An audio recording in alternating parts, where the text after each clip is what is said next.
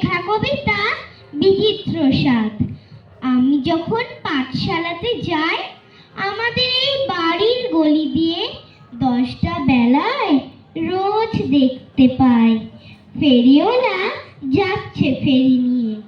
চুড়ি চাই, চুড়ি চাই সে হাঁকে, চিনের পুতুল ঝুড়িতে তার থাকে।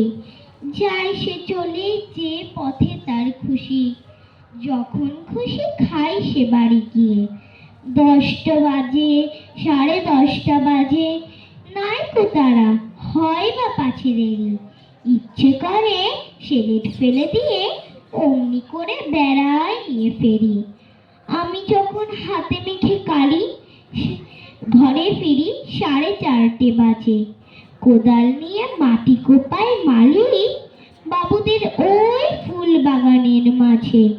কেউ তো তারে মানা নাহি করে, কোদাল পাছে পরে পায়ের ওপরে।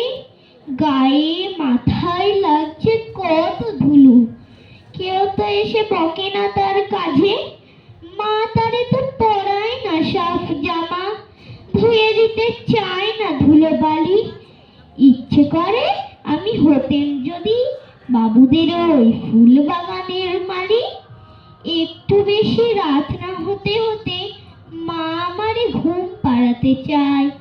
জানলা দিয়ে দেখি চেয়ে পথে পাগড়ি পরে পাহাড়ওয়ালা যায়। আধার গলি, লোক বেশি না চলে, গ্যাসের আলো মিটমিটিয়ে জ্বলে।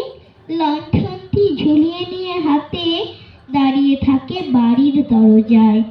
রাত হয়ে যায় 10টা, 11টা, কেউ তো কিছু বলে না তার লাগি।